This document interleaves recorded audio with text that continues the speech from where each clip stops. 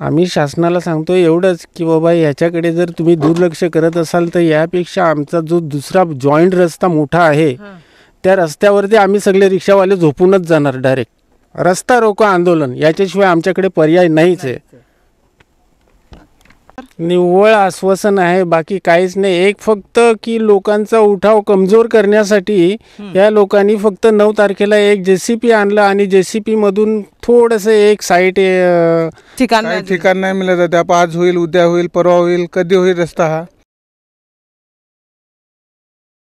मनोर परिसरातील कोंढाण ग्रामपंचायत हद्दीतील मनोर वेडगाव रोड ते कोंढाण या रस्त्याच्या दुरुस्तीचे काम मार्गी लावण्याचं फक्त आश्वासन मिळत आहे. मात्र आता सहनशक्ती संपल्यानं या रस्त्यावर प्रवास करणाऱ्या रिक्षा चालकांनी पुन्हा एकदा संताप व्यक्त केलाय आणि आता या रस्त्याच्या दुरुस्तीचे काम पूर्ण झाले नाही तर आंदोलनाची भूमिकाच घ्यावी लागेल असे स्वराज्य रिक्षा चालक मालक संघाचे सल्लागार व रिक्षा चालक विकास गायकवाड यांनी रोखठोक सांगितलं आहे. कारण का या रोडसाठी आम्ही लगातार पाठपुरावा करतोय, परंतु हे शब्दच आम्हाला सगळे डावळाचे येतात. त्याच्यामुळे आम्ही काहीच करायचं आता सोडूनच दिलंय. आता बिरसायतमध्ये कार्यक्रम होता तेव्हा तुम्ही त्यांना हे दिलं? हां, तेव्हा बिरसायतमध्ये कार्यक्रम होता तेव्हा बरेचसे मान्यवर तिथे होते. आपले सौरा साहेब वगैरे होते, गावित साहेब होते. यांच्या हाते आमचे लीडर संतोष जनाटे यांनी स्वतःहून दिलं हे निवेदन. परंतु ते निवेदन नेऊन ना कुठे ठेवलंय ते भगवान जाणे. अजूनपर्यंत त्या निवेदनाचा उल्लेखच तेही केला नाही, लोकांसमोर देखील केला नाही की बाबा हे करू असं आश्वासन दिलं नाही. फक्त घेऊन ठेवलंय. फक्त आणि फक्त जनसेवा करतोय. आमच्या पदरामध्ये किंवा आमच्या मिसेस आई वडील हे कधी पैशाची पण अपेक्षा करत नाही, कारण का पैसेच वाचत नाही.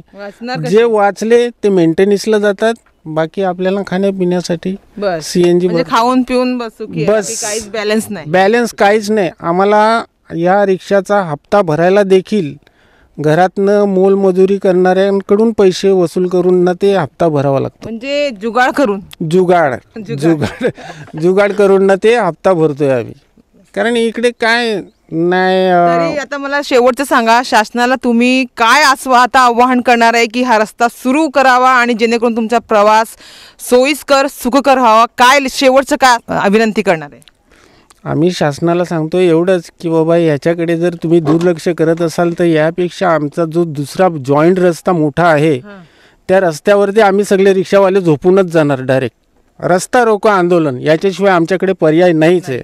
या रस्त्याचे काम अद्याप सुरू न झाल्याने फक्त आणि फक्त आश्वासन मिळत असल्याचा आरोप करत रिक्षा चालकांनी पुन्हा एकदा संतापच व्यक्त केलाय. तर आज पुन्हा एकदा आम्ही मनोर वेडगाव रोड ते कोंढाण या अतिशय खराब खड्डेमय रस्त्यावरून प्रवास केला. या रस्त्याचे काम सुरू आहे का हे पाहण्यासाठी आम्ही पुन्हा एकदा आमचे कंबरडे मोडण्यासाठी या ठिकाणी गेलो होतो. मात्र आमच्या डोळ्यात देखत एका दुचाकी स्वाराचा या ठिकाणी या खड्ड्यांमुळे अपघात झाला. भरधाव वेगात असलेल्या दुचाकी स्वाराची दुचाकी खड्ड्यात आदळून उडाली आणि 10 ते 13 मीटर घसरून तो दुचाकीसह फेकला गेला. यामुळे दुचाकीवरील तरुणाच्या पायाला गंभीर दुखापत झाली. त्याला उपचारासाठी तेथीलच गावकरी तरुणांनी रुग्णालयात नेले. मात्र असा हा जीवघेणा रस्ता असल्यामुळे आता या रस्त्याचे काम लवकरात लवकर सुरू व्हावे अशीच येथील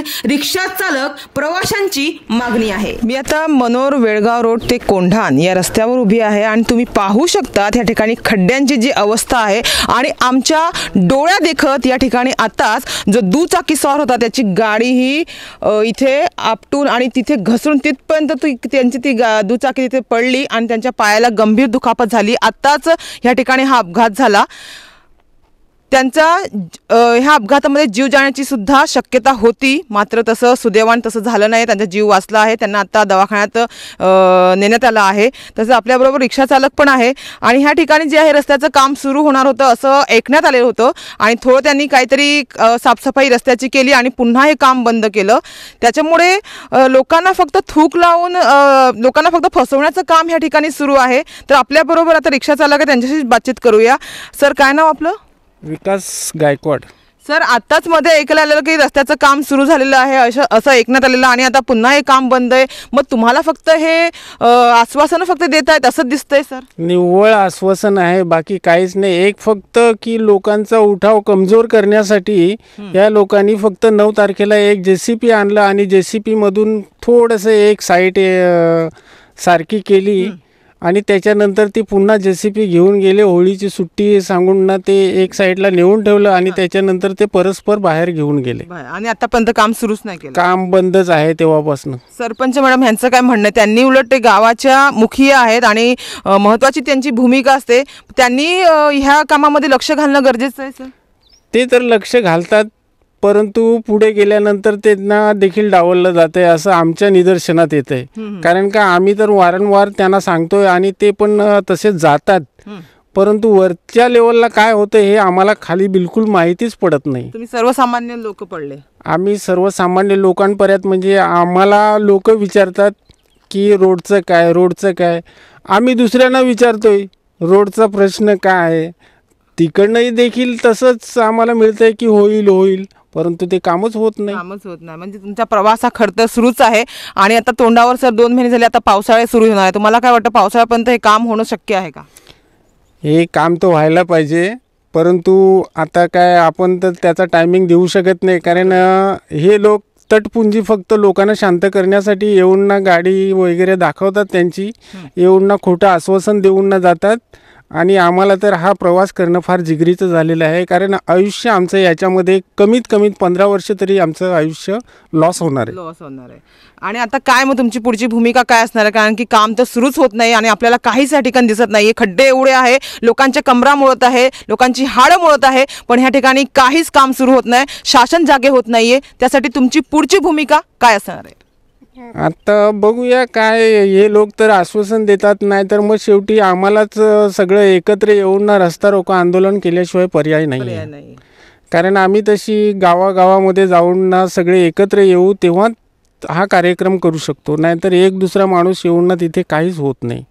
कारण एकाच सांगितलं, आमच्या सरपंच मॅडम स्वतः जाऊन देखील त्यांचं ऐकत नाही, तर आमच्यासारख्याला काय व्हॅल्यू देणार?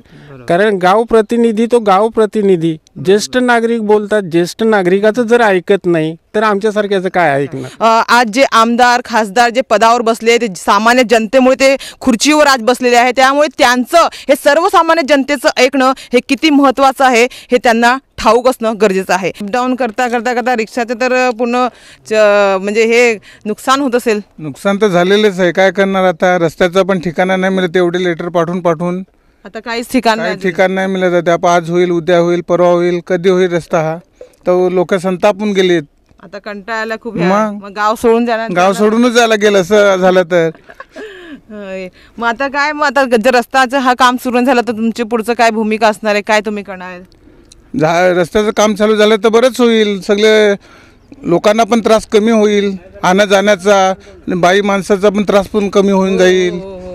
तर व्हायला पाहिजे, व्हायलाच पाहिजे. आता सरपंच मॅडम काय करतात का त्यांच्याकडून काम? मॅडमचं पण काम चालू आहे मॅडम चालू आहे बनवायसाठी. पण आता कॉन्ट्रॅक्टर पण काय करतो तर त्यांच्यावर आहे. मग मॅडमनी तुम्हाला नाही वाटत का सरपंच मॅडम पाठपुरावा करायला पाहिजे लवकरात लवकर असं? कारण की आता पावसाळा सर तोंडावर आता आलेला आहे.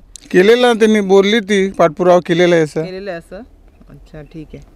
तुम्ही किती वर्षापासून रिक्षा चालवतात? मला झाली 4 वर्ष. 4 वर्षापासून असंच मग याच रस्त्याला. अच्छा, मग कसं वाटतं प्रवास? प्रवास चांगला वाटतो, रस्ता चांगला आहे ना. खरं आता एवढं आपल्याला उम्मीद होती, अपेक्षा होती आणि थोडंसं लोकांच्या मनामध्ये एक आनंद निर्माण झाला होता की काम सुरू होणार आहे, मात्र तुम्हाला परत तुमच्या पदरी निराशा आली आहे. काय बोलणार? आता आम्हाला तर वाटलेलं आता काम चालू केले, 2 दिवस JCP लावलं, आम्हाला वाटलं आता होईल चालू, पण होली संपली पण अजून पण काम चालू नाही झालं. परत जशाच तसं अवस्था तशीच आहे. मुहूर्त लागेल की नाही? मुहूर्त आता कधी लागेल याची तर गॅरंटीच नाही वाटत. कुंडली काढावी लागेल की मुहूर्त काढण्यासाठी कुंडली वगैरे काढू का? आम्ही तर त्या दिवशी पालघरला पण जाऊन आले, लेटर देऊन आले 10 दिवसात चालू करा, पण काय नाही अजून. पण लेटर कचऱ्याच्या पेटीत ठेवलं असेल आता ते काय जमा केलं असेल तिकडे. मग काय अपेक्षा आहे की नाही? अपेक्षा काय करणार रस्त्याची, कधी चालू होईल? तर तुमचा प्रवास असा जीव घेण्यास सुरू आहे? प्रवास तर तसाच चालू आहे, पहिल्यापासून तसाच जीव घेण्यास चालू आहे. पेशंट जामतेम दवाखान्यामध्ये पोचवावे लागतात आम्हाला. नाही, काय पोचवले करणार? तसे पण बोलतील काय रे, मेला बिला वाटतं. किती किलोमीटर सर हा रस्ता असेल? हा कमीत कमी 7-8 किलोमीटर आहे 7-8 किलोमीटर मनोरपासून. अच्छा. आणि एवढं म्हणजे प्रवास करताना मग भाडं किती असं इथे? भाडं मग आम्ही समजा मीटरवरती नाही चालत, आम्ही डायरेक्ट कसंच घेतो 20-30 रुपये, त्याच्यावरती नाही भाडं घेत. नाही. हा रस्ता पण एवढा खराब आहे, मेंटेनन्स गाडीला त्याच्यापेक्षा जास्त येतं.